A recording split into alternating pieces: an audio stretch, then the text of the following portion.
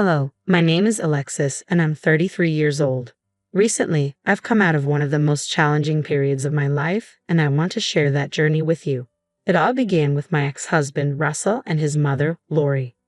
Russell and I met in college and our connection was immediate. We quickly fell in love, and after about 5.5 years together, we got married. Our bond felt strong, but there was always a looming shadow: my mother-in-law, Lori. From the moment Russell introduced me, Lori made it clear that she didn't approve of me. Her criticism and insults stung deeply, especially as I already struggled with insecurities about my appearance. But I clung to the belief that Russell loved me for who I was at heart, which offered some comfort. 3 years into our marriage, I decided to leave my job and start a business with my best friend. It was a big risk, but Russell supported my decision. At first, things were slow, but our business grew steadily and soon became very successful, allowing us to live a comfortable life. However, Lori's attitude toward me never changed. She dismissed my achievements and even accused me of overshadowing her son. Russell's silence during her constant tirades only deepened the strain in our relationship, leading to frequent arguments. I felt utterly alone, as though he never defended me, which created an ever-widening gap between us. Things took a darker turn when I stumbled across messages between Lori and Russell. She had been trying to set him up with other women, and to my horror, I found derogatory comments about me in those texts. At first, Russell resisted her attempts, but over time, I noticed that he began to show interest in the women she was suggesting. The discovery shattered my trust in him, leaving me hurt and questioning everything about our relationship. I knew I had to confront Russell about what I'd found, and I planned to do so the next day after work. But fate had other plans. That morning, on my way to work, everything changed. The next thing I remember is waking up in a hospital bed, surrounded by the sound of beeping machines and the concerned faces of nurses. My head throbbed and an overwhelming thirst took over, yet my body felt weak. I managed to ask for some water, and after quenching my thirst, I tried to rest, hoping that sleep might ease the pounding headache. As I shifted in bed, I suddenly realized with shock that my legs wouldn't move. At first, confusion clouded my thoughts, but panic quickly set in. I called for a nurse, explaining that I couldn't feel my legs. The nurse immediately notified the doctor, who rushed in to run tests and assess my condition. Just as the tension in the room was rising, Russell entered, his concern etched deeply on his face. He tried to make sense of the situation, hovering as the doctor continued the evaluation. After several tests, the doctor delivered the devastating news: I was paralyzed. Russell, visibly overwhelmed, quietly left the room, likely trying to process what he had just heard. Alone, I struggled to come to terms with this life-altering reality. Sensing my inner turmoil, the doctor advised me to rest and reassured me, despite my protests, that sleep was impossible with so much on my mind. He explained that the medication would help me relax and that, despite the severity of my spinal injury, there was still hope for recovery. The progress, however, would be slow and require intense effort. It was a lot to take in, but that small sliver of hope made a difference. Understanding the challenge that lay ahead, I made a quiet vow to fight for my recovery. The doctor stressed the importance of proper nutrition and rest, not only for my paralysis but also for the other injuries I had sustained. His words gave me a thread of hope, enough to ignite a fire of determination within me. After the doctor left, the nurses filled me in on the details of the accident. I had been broadsided at an intersection, which caused my car to crash and left me with severe injuries, including spinal cord damage, a broken collarbone, and facial bruises. To my shock, I learned I had been in a coma for 2 weeks. The accident had been caused by a drunk driver who had been arrested shortly after. Anger and frustration bubbled up, but knowing that justice was being served gave me a small measure of comfort. After eating a small meal and taking the medication the doctor had prescribed, I soon fell into a deep sleep. When I woke up the next day, the room was quiet, save for the steady hum of the medical equipment. That's when I noticed my mother, sitting in a chair nearby, resting her eyes. I called out softly, and my voice startled her awake. As she rushed to my side, her face showed a mix of concern, relief, and overwhelming love. Our reunion was emotional, filled with silent tears and tender gestures that conveyed everything we had both been feeling. In that moment, my mother's presence became a profound source of comfort, reminding me of the strength and support I had in my fight to recover. Alongside that comfort came a mix of guilt and gratitude. I felt guilty for the worry I had caused, but incredibly grateful that she was there by my side. I felt an immense relief to still be here, fighting through the aftermath of everything I had endured. Holding my mom's hand, I turned the focus to her well-being, asking how she was holding up.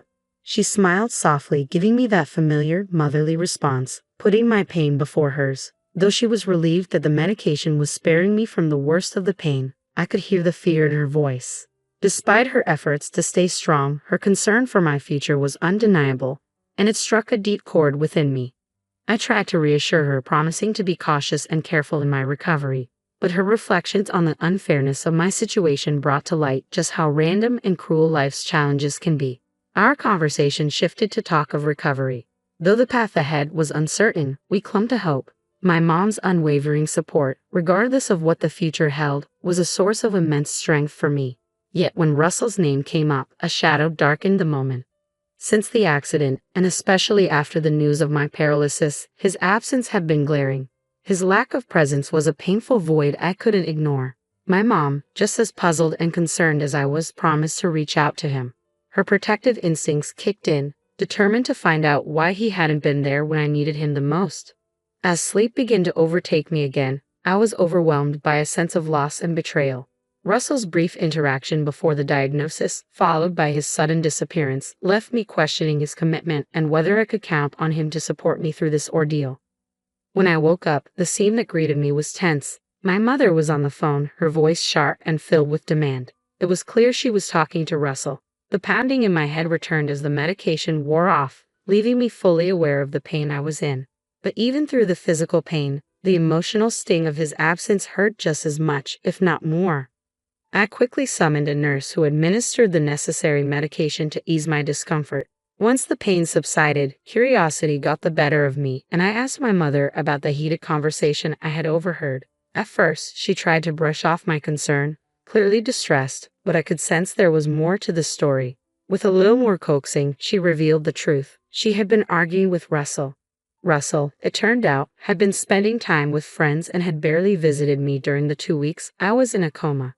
The realization hit hard, layering emotional pain on top of the physical agony I was already enduring. My mother had finally lost her patience with him, scolding him for his dismissive attitude and lack of care. She had laid down an ultimatum. He needed to visit within the hour. While I felt a mix of embarrassment and gratitude, I knew her action was necessary.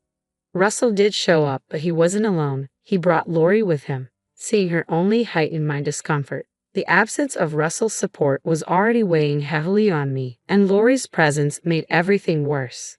My mother, sensing the tension, excused herself, leaving us alone to talk. I confronted Russell about his absence, but instead of an apology, I was met with cold indifference from Lori. She didn't hesitate to imply that my condition had rendered me useless to Russell. She even admitted, without a hint of shame, that Russell had considered staying by my side, but she convinced him otherwise. She pointed to the struggles we had before the accident and my inability to contribute financially due to my paralysis, as if these were valid reasons for abandoning me. Her words were a brutal blow. It became painfully clear how fragile our marriage had become, and how little regard they both had for me in this new, devastating reality. Russell, influenced by his mother's harshness, confessed that my paralysis had changed his feelings about honoring our vows. Through sickness and health no longer applied in his eyes. His blunt admission shattered any remaining hope I had. Lori, as always, didn't hold back. She claimed Russell deserved better and reduced my worth to my career success, which was now threatened. The cruelty of their intentions became fully apparent when Russell announced he would be filing for divorce, and Lori, smugly triumphant, told him she had already arranged a date for him immediately afterward. It was a stark betrayal. As they left, abandoning me when I needed them most, I was left reeling, grappling with the devastating reality of their abandonment. My mom returned shortly after, and her presence brought me a small measure of comfort. Through tears, I recounted what had happened. She was furious, her anger a reflection of her fierce love for me. Though she hadn't been able to confront them in time, she stayed by my side, a pillar of strength, as I cried myself into a fitful sleep. The next day, the divorce papers arrived. Signing them felt like a cold formality. As I did, I couldn't help but notice the look of triumph on Lori's face and the relief on Russell's, a bitter reminder of the cruelty of being abandoned by the person you thought would stand by you through anything. I thought Russell had truly loved me, especially at such a vulnerable moment. The weeks that followed his abandonment were some of the darkest of my life, consumed by deep depression. It felt as if a vital part of me had been stripped away, leaving my world devoid of color. Yet through it all, my mom remained my silent stronghold. She didn't need grand gestures. Her presence alone was a quiet testament to her unwavering support. She brought me my favorite meals, fresh flowers, and comfort in ways only a mother could. Her strength helped me face each day, even as I struggled to navigate the overwhelming changes ahead. After my diagnosis and Russell's cruel departure, I was eventually cleared to begin physical therapy and start a regimen of medications aimed at managing my paralysis. A skilled physical therapist was recommended, and my sessions were scheduled to start in a week. But in truth, I felt defeated, with no desire to do anything but remain in bed and wallow in my grief. I missed the first couple of therapy appointments, a clear sign of how deeply I had sunk into despair. My mom, patient as she was, finally reached her limit.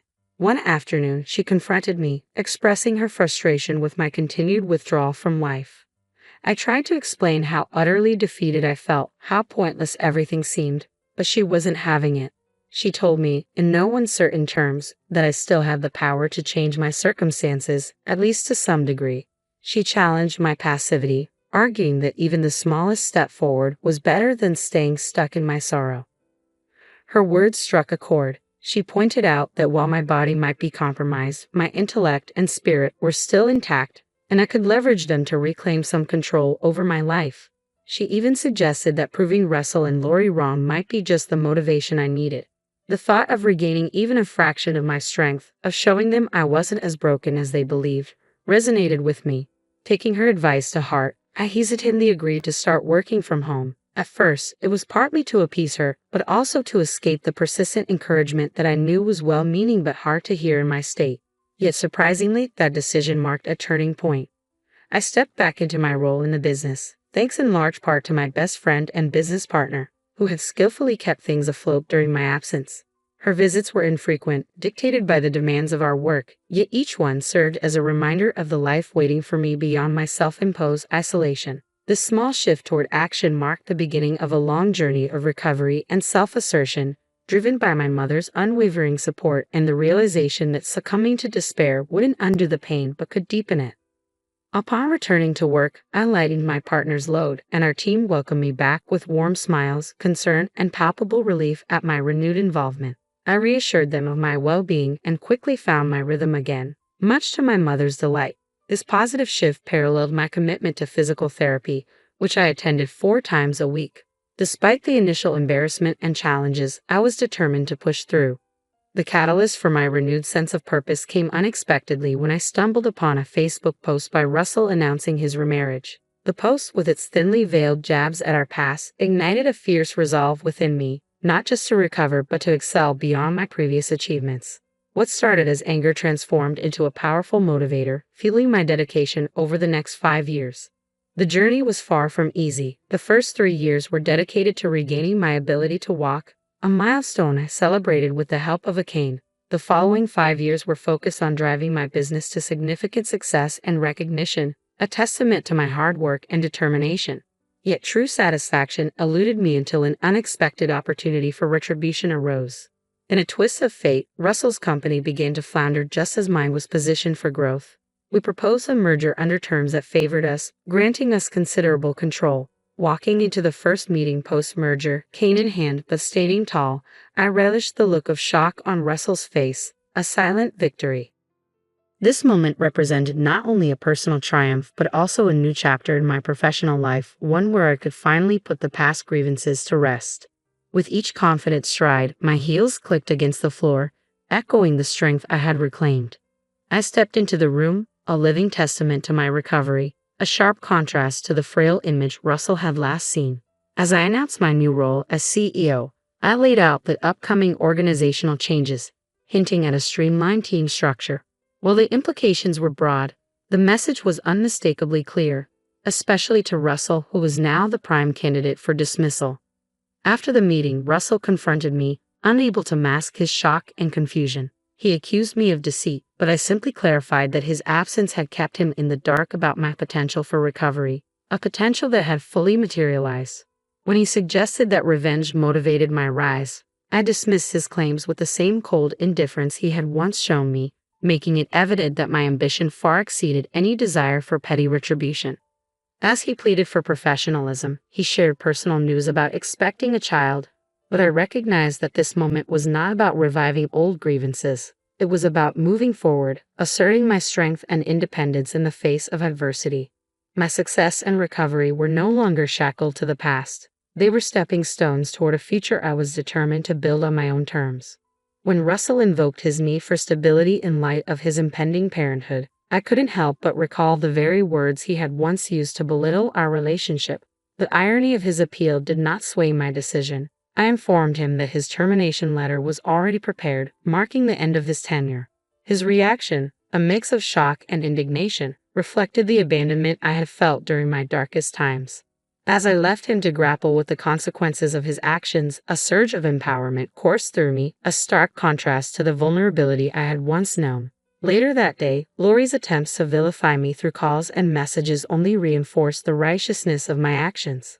Her insults were met with a reminder of her role in the unraveling of my marriage and well-being.